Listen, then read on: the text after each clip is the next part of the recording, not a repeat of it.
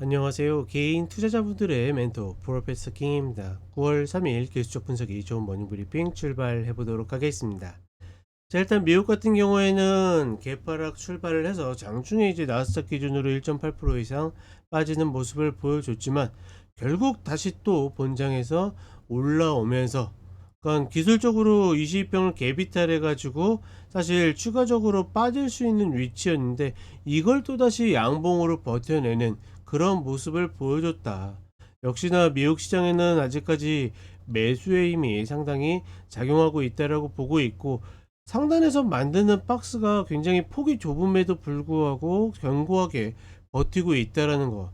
특히나 이슈적으로도 최근에 지표 발표하는 것마다 이제 조금씩 더 드러나는 게 관세에 대한 인플레이션 영향이, 혹은 그러니까 뭐 비용 상승이라든지 어찌되었거나 부정적인 영향들이 계속 좀 드러나고 있고, 특히나 어제 같은 경우에 가장 큰 이슈가 됐던 거는 이제 영국발 이제 장기 국채 금리가 17년 만에 가장 최고치를 뭐 만들었다라고 해가지고 유럽을 중심으로 좀 빠지는 흐름들이 있었는데, 이미 뭐 일본이나 미국이 겪었었던 흐름이죠. 전반적으로 국가의 재정이 그렇게 탄탄하지 않은 나라들의 장기채가 점점 수요가 조금 부진하면서 올라가는 그런 모습들을 보여줬는데, 어찌되었거나 그런 불안감들이 시장에 좀 만들어지는 모습이었고, 그 다음에 어떤 미국의 어떤 주식의 어떤 수요를 좀 받치고 있는 축 중의 하나인 자사주 매입이 9월에는 중단이 되고 있기 때문에, 그러니까 이런 부분들의 전반적인 어떤 좀 위험도를 높이는 그런 모습을 보여줬음에도 불구하고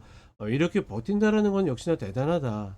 다만 이제 목요일날 급증했었던 미결제 약정이 금요일날 대부분 다 빠져나가면서 상승으로 그렇게 막 원사이드하게 밀어붙이는 세력은 별로 없어 보이거든요. 근데 그럼에도 불구하고 버티고 있기 때문에 이것들을 좀 해석하기에는 굉장히 좀 까다로운 부분들이 있다라는 거. 어찌되었거나 결론적으로는 미국 시장은 여전히 매수세가 굉장히 강한 모습을 보여주고 있다. 다만 이제 여러 가지 리스크 요인들이 있기 때문에 과연 이 꺾여서 내려온 흐름들이 구간은 버티지만 이탈로 이어질지가 관건이다 라고 보시면 될 것 같고, 한국 시장은 뭐 여전히 거기서 거기입니다.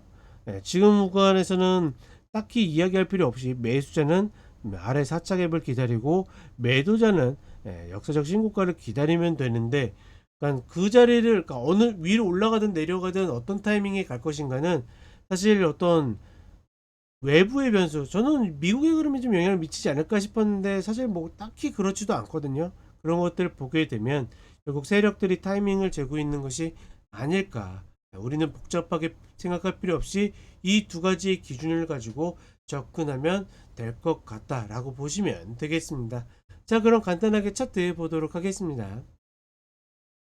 자, 먼저 나스닥 선물 30분 흐름을 보게 되면 일단은 개파락도 굉장히 좀 딥한 흐름이었었고, 그리고 한번 올랐다가 다시 밀렸기 때문에 사실 이 구간 근처에서 끝날 가능성이 높다고 봤는데 결국 이걸 들어 올렸고, 특히나 시간 외에는 구글이 반독점 소송에서 승소했다라는 그런 흐름으로 추가 상승하는 모습을 보여줬는데, 냉정하게는 이 소식으로 구글이 시간 외에 5% 이상 올라가서 신고가를, 역사적 신고가를 만들어내는 흐름인데, 다만 내용을 보게 되면, 그러니까 크롬을 매각할 필요는 없지만 독점으로 계약할 수 없고 정보를 공개해야 되고 이런 제약 사항들을 보게 되면 그렇게까지 오를 일인가 싶은데, 역시나 시장은 굉장히 호재에 민감한 그런 모습들을 좀 보여주고 있다. 이런 흐름들이 여전히 시장이 계속되고 있다라는 것은 어떻게 보면 매수 입장에서는 유리하고 매도 입장에서는 좀 불리한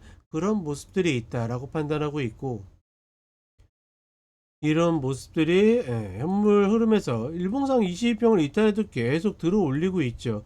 이런 흐름들을 계속 반복해서 만들고 있는데 과연 이번에도 이런 흐름들을 반복해서 만들지가 관건이고, 이런 흐름들이 나오게 되면 사실 역헤드 숄더 패턴을 봤는데 그냥 박스를 유지할 가능성, 한국 시장처럼 그런 흐름을 유지할 가능성이 조금 더 높아 보인다. 이 정도로만 좀 인지하시면 될 것 같습니다.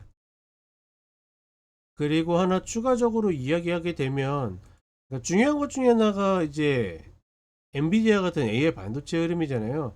22평을 완벽하게 이탈해 가지고 사실 음봉으로 빠지던 흐름에서 또다시 꼬리를 다는 모습을 보여줬기 때문에 이런 흐름들이 과연 이제 시세를, 그러니까 시장을, 지수를 꺾을 것인가 말 것인가를 좀 가늠하는 가늠자가 되지 않을까, 이렇게 판단을 하고 있고, 조금 전에 이야기 드린 구글 같은 경우에 그 소식으로 올라왔는데, 중요한 거는 사실 호재에 굉장히 과하게 움직이는 흐름들이 여전히 반복되고 있다 정도로 인지를 하시면 될 것 같습니다. 그리고 한국 시장을 오게 되면 이제 양운 상단하고 맞물리고 있죠.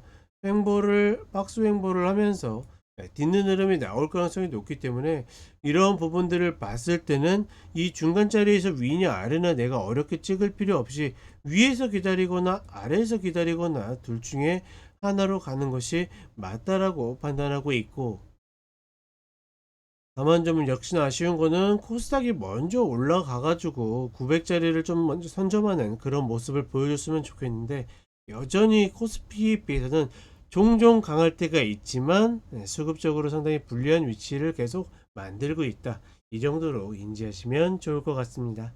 자, 이렇게 이야기 드렸고 저는 쇼츠로 또 찾아뵙도록 하겠습니다.